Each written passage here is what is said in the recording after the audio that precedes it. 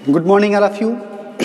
मैं नवनीत वर्मा एक बार फिर से आप सभी का स्वागत करता हूं अपने इस वीडियो लेक्चर्स में, जिसमें हम लोग पढ़ रहे थे अप्लाइड फिजिक्स सेकेंड का चैप्टर फर्स्ट, तरंग गति एवं इसके अनुप्रयोग, wave motion and its application.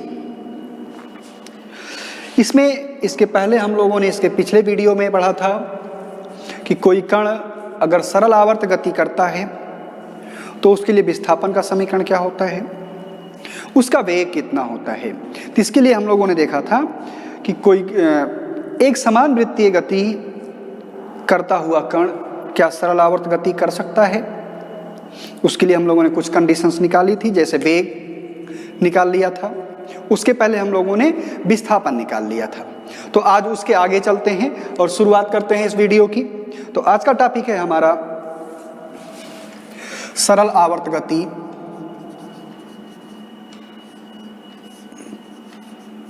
सरल आवर्त गति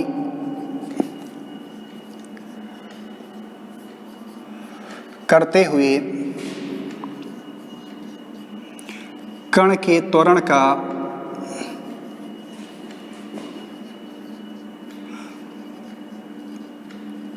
व्यापक समीकरण। ठीक है, क्या पढ़ना हम लोगों को कि अगर कोई कण सरल आवर्त गति कर रहा है तो उसके त्वरण के लिए व्यापक समीकरण क्या होता है, जनरल इक्वेशन क्या होता है, किसके लिए, कोई पार्टिकल अगर सिंपल हार्मोनिक मोशन में है, सिंपल हार्मोनिक मोशन एग्जीक्यूट कर रहा है तो उसका एक्सीलरेशन कितना होगा या उसके एक्सीलरेशन का इक्वेशन क्या होगा, ये हमको फाइंड आउट करना है आज। पिछले वीडियो में मैंने आपको बताया था वेलोसिटी कैसे निकालते हैं, ये भी बताया था साथ साथ कि वेलोसिटी जिस विधि से निकाली गई है, जिस मेथड से निकाला गया है, सेम उसी मेथड से हम त्वरण को भी निकालेंगे। तो देखते हैं वेलोसिटी निकालने के लिए हमने क्या किया था कि हमने ये माना कि कोई पिंड है, कोई कण है जो वृत्तीय गति कर रहा है। क्या कर रहा है? वृत्तीय गति कर रहा है, सर्कुलर मोशन कर रहा है। कोई वृत्त है जिसकी त्रिज्या है a, ये इसके हमने व्यास बना लिए, ये है x डैश पहला व्यास जो क्षैतिज है, दूसरा व्यास है इसका y डैश, व्यास सभी लोग जानते होंगे, डायमीटर। इसकी त्रिज्या कितनी है? इसकी त्रिज्या है a, सेंटर को नाम दे देते हैं, ये है O। अब मानते हैं ये कण x से एक समान गति से y की तरफ चलता है, इस डायरेक्शन में। किससे चल रहा है? एक समान कोणीय चाल ओमेगा से चल रहा है। तो कुछ सेकंड बाद ये पहुंच जाता है एक दूसरे बिंदु पर जिसको नाम दे देते हैं P। एक चीज मैंने स्पष्ट कर दी थी आपको पिछले वीडियो में कि जो यहाँ पे जो कण वृत्तीय गति कर रहा है उसकी गति सरल आवर्त गति नहीं है, आवर्ती गति कर रहा है वो, लेकिन जो इससे कण की स्थिति से मतलब P से इसके किसी भी व्यास पर लंब डाला जाता है जिसको हम कहते हैं लंबपाद, इस लंबपाद की जो गति होती है वो सरल आवर्त गति होती है। तो लंबपाद हमने डाला था, उसको माना था Pn, और n की डिस्टेंस थी O से, जो विस्थापन था वो कितना था? y था। ठीक है ना। अब इसके आगे चलते हैं। हम जानते हैं कि अगर कोई कण वृत्तीय गति कर रहा है तो वृत्तीय गति तभी संभव हो जब वहां पर अभिकेंद्र बल कार्य कर रहा हो। ठीक है। अब अभिकेंद्र बल अगर कार्य कर रहा है तो यहाँ पे एक त्वरण कार्य करेगा जिसको हम कहेंगे अभिकेंद्र त्वरण। अभिकेंद्र त्वरण क्या होता है? वृत्तीय गति में ऐसा त्वरण जिसकी दिशा हमेशा वृत्त के केंद्र की ओर होती है। सपोज दैट हम यहाँ पे हैं पॉइंट P पर, अब एक त्वरण कार्य कर रहा है, उसकी दिशा कहाँ होगी? अंदर की ओर। ठीक है ना, इसकी दिशा है अंदर की ओर। अगर हमने इसको डिनोट कर दिया अल्फा से, ये त्वरण कितना है? अल्फा है। अल्फा से क्यों डिनोट कर रहे हैं? क्योंकि यहाँ पे हमने पहले से ही जो रेडियस मान रखी है वो a है। यहाँ पर हम a से एम्पलीट्यूड को डिनोट कर रहे हैं, जबकि पिछले सेमेस्टर में हमने a से डिनोट किया था एक्सीलरेशन को। यहाँ पे डिनोट कर रहे हैं अल्फा से। अल्फा को दो कंपोनेंटों में, दो घटकों में वियोजित कर लीजिए। तो एक घटक आपको मिलेगा इस डायरेक्शन में, दूसरा घटक मिलेगा इस डायरेक्शन में। ये कोण था थीटा, तो ये कोण भी कितना हो जाएगा, थीटा। ठीक है ना। जब ये कोण थीटा हो गया तो इसको हम क्या कहेंगे, ये हो गया अल्फा cos थीटा, और ये हो जाएगा अल्फा sin थीटा। अब अल्फा की वैल्यू क्या होती है, तो हम जानते हैं जो अभिकेंद्र त्वरण होता है उसका मान कितना था, वहां पे हम लोगों ने निकाला था अभिकेंद्र त्वरण। अगर इसको अल्फा से डिनोट कर लेते हैं तो अल्फा इक्वल टू क्या आया था, आर ओमेगा स्क्वायर। आर क्या था, रेडियस थी, ओमेगा क्या था, कोणीय वेग था। बट यहाँ पे रेडियस कितनी है, यहाँ पे रेडियस है ए, तो यहाँ पे क्या हो जाएगा, ए ओमेगा स्क्वायर। तो जहाँ पे अल्फा आ रहा है यहाँ पे हम क्या लिख सकते हैं, ए ओमेगा स्क्वायर लिखा जा सकता है। तो इसको हम डिनोट कर लेते हैं, या यहाँ पे अल्फा रहने दें, अल्फा की जगह हम क्या लिख सकते हैं, ए ओमेगा स्क्वायर लिख सकते हैं। ठीक है।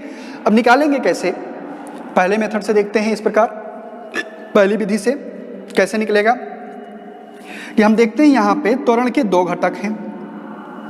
निकालना किसके लिए त्वरण है, लंबपात के लिए। लंबपात की गति कहाँ हो रही, ओ से वाई की ओर हो रही है या ओ से वाई डैश की ओर हो रही, मतलब ओ से ऊपर की ओर या ओ से नीचे की ओर।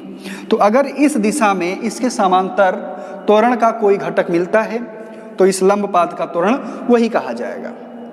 तो हमें यहाँ पे दो घटक मिल रहे हैं, एक तो लंबवत मिल रहा है x cos theta, alpha cos theta, ये तो इसके समांतर नहीं है, पैरेलल नहीं है, तो ये लंबपात का त्वरण नहीं हो सकता है। दूसरा मिल रहा है alpha sine theta. Alpha sine theta कहाँ है, अल्फा साइन थीटा नीचे की ओर है। क्या इसके समांतर है, हाँ इसके समांतर है, लेकिन समस्या क्या है कि इस समय हमारा पिंड ऊपर की ओर जा रहा है। विस्थापन की दिशा कहाँ है, ऊपर की ओर, और त्वरण की दिशा कहाँ है, नीचे की ओर। तो दोनों की दिशाएं क्या हैं, विपरीत हैं। अगर मान लेते हैं लंबपात का त्वरण है अल्फा, तो अल्फा की वैल्यू क्या मिलनी चाहिए हमको, तो अल्फा की वैल्यू मिलेगी alpha sine theta. But direction दोनों की क्या है, अलग अलग है। डायरेक्शन अलग होने के कारण कौन सा साइन लेंगे, निगेटिव साइन। ठीक है। अल्फा की जगह क्या लिख सकते हैं, ए ओमेगा स्क्वायर, तो इसको लिख सकते हैं minus a omega square sine theta को क्या लिखा जा सकता है, ओमेगा टी। थीटा को क्या लिख सकते हैं, ओमेगा टी। ठीक है। ये मिल गई हमें अल्फा की वैल्यू। अब आपने पढ़ा था विस्थापन का समीकरण। विस्थापन का समीकरण क्या आया था, विस्थापन का समीकरण, विस्थापन का समीकरण क्या मिला था, y equal to a sine omega t. यहां पे मिल रहा है साइन ओमेगा टी, तो हम साइन ओमेगा टी की जगह क्या लिख सकते हैं, sine omega t equal to y upon a. अगर इसे इक्वेशन 1 बना लिया जाए और इसे इक्वेशन 2 बना लिया जाए तो समीकरण 1 तथा 2 से साइन ओमेगा टी की वैल्यू समीकरण 1 में रख देते हैं तो हमको मिल जाएगा alpha equal to minus a omega square into y upon a से a cancel, alpha equal to minus omega square y, जो क्या है आपका त्वरण का व्यापक समीकरण है। क्या है ये, त्वरण का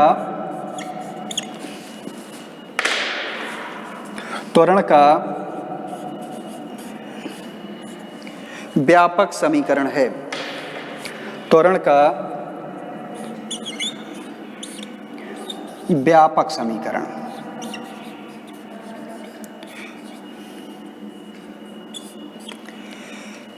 व्यापक समीकरण को इंग्लिश में क्या कहते हैं, जनरल इक्वेशन है। ठीक है। इस इक्वेशन से हम क्या क्या बता सकते हैं, यहां से देख सकते हैं alpha equal to minus omega square y बताता क्या है कि अल्फा मतलब त्वरण विस्थापन के समानुपाती है, डायरेक्टली प्रोपोर्शनल है, लेकिन एक साइन मिल रहा है नेगेटिव। नेगेटिव साइन क्या बता रहा है कि त्वरण विस्थापन के समानुपाती तो होगा लेकिन दोनों की दिशाएं क्या होंगी, एक दूसरे के विपरीत होंगी। 180 डिग्री का फेज मिलेगा। 180 अंश के अंतर पर होंगे। अगर एक ऊपर की ओर जा रहा होगा, विस्थापन ऊपर की ओर है, तो त्वरण की दिशा कहाँ होगी? नीचे की ओर। इससे फर्क क्या पड़ेगा? ये तो हुआ पहले विधि से। अब अगर दूसरे विधि से, वैकल्पिक विधि से निकाला जाए,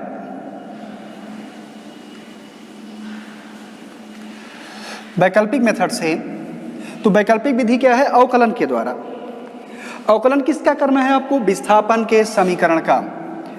किसका करना है? विस्थापन के समीकरण का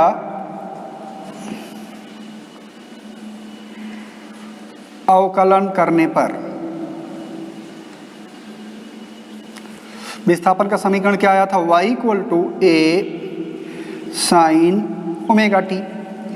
टी के रिस्पेक्ट में इसको डिफ्रेंशिएट कर दीजिए, ये मिल जाएगा आपको dy/dt = a, ओमेगा आगे आ जाएगा, ओमेगा साइन ओमेगा टी की जगह हो जाएगा cos ओमेगा टी।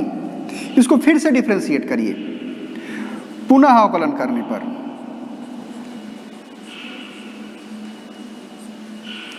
फिर से अवकलन कर देते हैं इसका, तो dy/dt को हम क्या लिख सकते हैं? v। dy/dt क्या है? इसको पहले मैंने बता दिया है आपको कि ये क्या है? वेलोसिटी है। तो इसको अगर v लिख दिया जाए, या इसको ऐसे भी छोड़ सकते हैं, dy/dt को फिर से डिफ्रेंशिएट करते हैं, dy/dt इसका फिर से ले रहे हैं अगेन, और इसका लिए क्या हो जाएगा? a कांस्टेंट है आपका, ओमेगा फिर से आगे आ जाएगा, तो omega square, cos omega T की जगह क्या हो जाएगा? Minus sign omega T. dy/dt ये v है, तो इसको भी, अगर इसको हम v कर देते हैं वेलोसिटी, तो वेलोसिटी का डिफरेंशिएशन करेंगे तो ये हो जाएगा dv/dt, और ये क्या बताएगा हमको? एक्सीलरेशन। एक्सीलरेशन को किससे डिनोट कर रहे हैं? त्वरण को अल्फा से ही, तो अल्फा ये हो जाएगा आपका, अल्फा की वैल्यू क्या आ जाएगी? -a omega square. Sign omega T की वैल्यू क्या होगी? इस, अगर इसको पहला इक्वेशन बना लें इस इक्वेशन के अकॉर्डिंग, तो sign omega T = y/a। Substitute कर देते हैं, y/a, a से a कैंसिल, अल्फा की वैल्यू -ओमेगा² y। ठीक है ना? तो आपको जिस विधि से आसान लगे आप उस विधि से कर सकते हैं। दोनों में वैल्यू सेम आती है, अल्फा = -ओमेगा²y, जहां अल्फा त्वरण विस्थापन के अनुक्रमानुपाती होता है, लेकिन दोनों की दिशाएं क्या होती हैं? विपरीत होती हैं। ठीक है, चलिए चलते हैं नेक्स्ट टॉपिक की तरफ। अगला टॉपिक है सरल आवर्त गति करते हुए कण के आवर्तकाल का व्यापक सूत्र। किसका? आवर्तकाल। आवर्तकाल का व्यापक सूत्र या व्यापक समीकरण। इसको हम आवर्तकाल भी कह सकते हैं और आवृत्ति के लिए भी कह सकते हैं। आवर्तकाल या आवृत्ति दोनों निकाला जा सकता है इससे, चाहे आवर्तकाल के लिए निकालेंगे या आवृत्ति के लिए। टाइम पीरियड और फ्रीक्वेंसी, टाइम पीरियड के लिए भी निकाला जा सकता है और फ्रीक्वेंसी के लिए भी निकाला जा सकता है। कैसे निकालेंगे? कहाँ से स्टार्ट करेंगे? इसको स्टार्ट करेंगे त्वरण के समीकरण से। त्वरण के समीकरण से, त्वरण का समीकरण क्या आया है? अल्फा = -ओमेगा²y। यहाँ पे नेगेटिव चिन्ह को छोड़ दीजिए, क्योंकि नेगेटिव चिन्ह क्या बता रहा है? सिर्फ डायरेक्शन को बता रहा है। तो टाइम में हमें डायरेक्शन की आवश्यकता नहीं है, तो हम क्या करते हैं? यहाँ पे साइन को छोड़ देते हैं, नेगेटिव चिन्ह को इग्नोर कर देते हैं, छोड़ देते हैं। तो क्या मिल जाएगा आपको? अल्फा = ओमेगा²y। Then omega = α/y। स्क्वायर को इधर भेजेंगे तो अंडर रूट हो जाएगा। अगर आपको आवृत्ति निकालनी हो तो ओमेगा के लिए आपने फार्मूला पढ़ रखा है, फार्मूला होता है 2πn, जहाँ 2π कांस्टेंट वैल्यू है, n क्या है? फ्रीक्वेंसी, आवृत्ति, इसकी वैल्यू हो जाएगी α/y। Then n = 1/2π। 2π को इधर ले आते हैं, ये फिर से रहेगा वही α/y। ये क्या मिल गया आपको? आवृत्ति का समीकरण, फ्रीक्वेंसी का जनरल इक्वेशन है, आवृत्ति का व्यापक समीकरण।